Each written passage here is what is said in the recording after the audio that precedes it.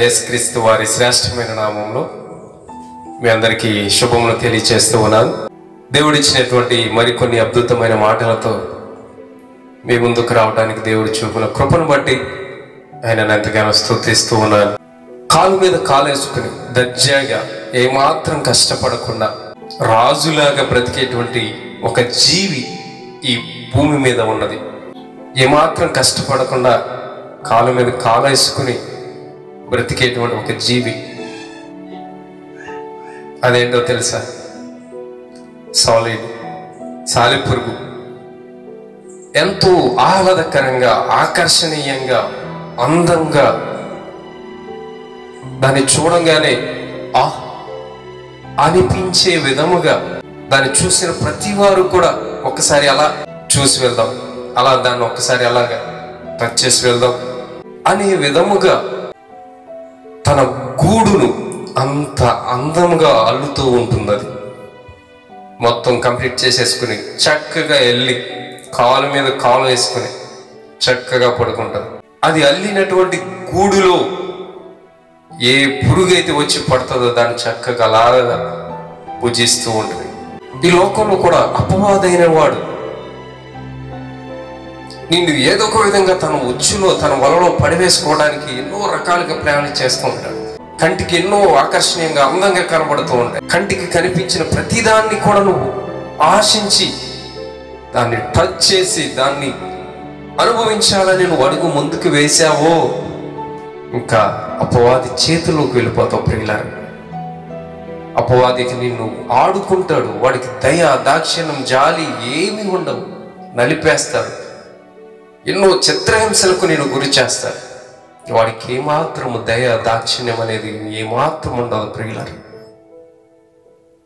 వాడు ఈ లోకంలో కనిపించేవి అనేకమైన వాటి ద్వారా నేను వాడు ఆకర్షిస్తూ ఉంటాడు. డబ్బు ద్వారా కానీ, అందమైన అమ్మాయి ద్వారానే కానివ్వండి, అందమైన అబ్బాయి ద్వారా కానివ్వండి, సిరి సంపదల ద్వారా కానీ, పేరు ప్రఖ్యాతల ద్వారా కానీ ఏదో ఒక విధంగా నిన్ను ఆకర్షిస్తూ ఉంటాడు. ఏదో ఒక విధంగా నిన్ను తన ఉచ్చులో పడవేసుకోవాలని. ఎప్పుడైతే నువ్వు తన అపవాదిగాడి ఉచ్చులో పడిపోతావో అప్పటి నుంచి వాడు నిన్ను ఆడుకుంటాడు. చిత్రహింసలకు గురి చేస్తాడు, కలిపేస్తాడు. వాడికి దయ, దాక్షిణ్యం అనేది, జాలి ఏమీ ఉండవు. ప్రియుల, ఈ లోకంలో జీవిస్తున్నటువంటి మనం ఎంతో చాలా జాగ్రత్తగా మనం బ్రతకాలి, ఆత్మీయంగా బ్రతకాలి. అపవాది ఉచ్చుల నుంచి మనం తప్పించబడాలి అంటే ప్రార్థనాపూర్వకంగా అడుగులు వేయాలి. ఈ లోకంలో అనేకమైనవి, అందమైనవి మనకు కంటికి కనిపిస్తూ ఉంటాయి. క్షణికమైన ఆనందం కొరకు, క్షణికమైన సంతోషం కొరకు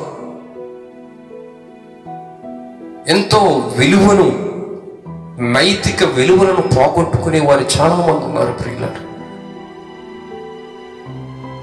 అపవాదైన వాడు ఏదో ఒక విధంగా నిన్ను ఆకర్షించాలి, వాడు ఉచ్చులో పడవేసుకోవాలి. వాడి పని అదే, వాడి ధ్యేయం అదే.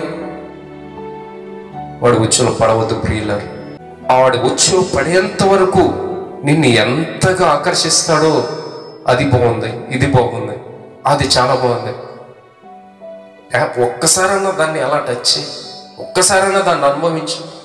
దాన్ని అనుభవించకపోతే నీ జీవితం వేస్ట్. అలాగా నేను ఎన్నో రకాలుగా శోధిస్తూ ఉంటాడు.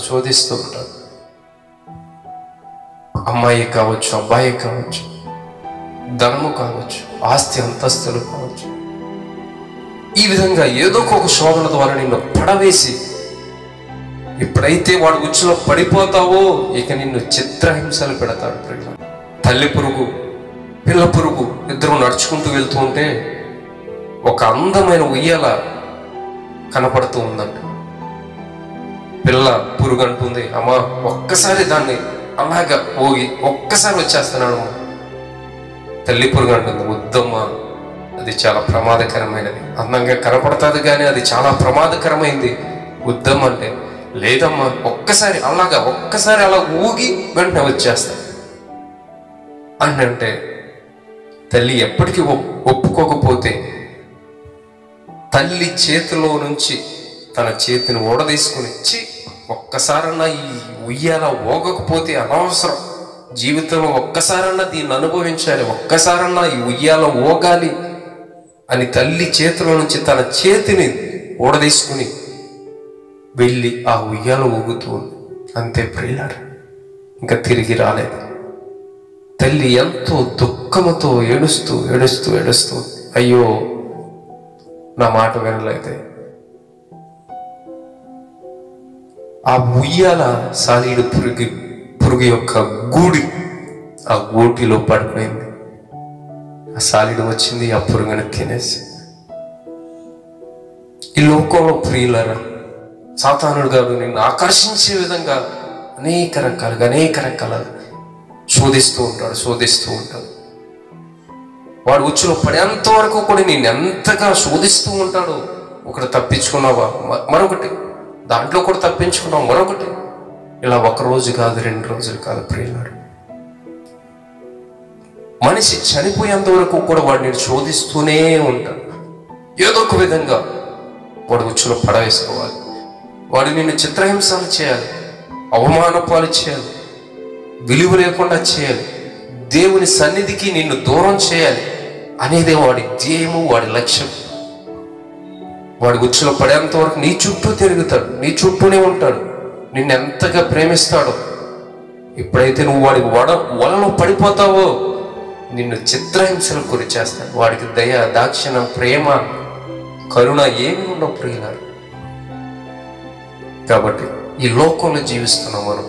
దేనికి ఆకర్షించబడకుండా మన హృదయాన్ని మనం భద్రంగా కాపాడుకుంటూ దేవుని వైపు చూస్తూ దేవుణ్ణి గురిగా పెట్టుకొని మనం అడుగులు ముందుకు వేయాలి ప్రియులారు. ప్రార్థన అనే కంచి ప్రాకారం మన చుట్టూ కట్టుకో. మన గృహం దాటి బయటకు వెళ్తున్నామంటే ప్రార్థనాపూర్వకంగా మనం అడుగులు వేయాలి.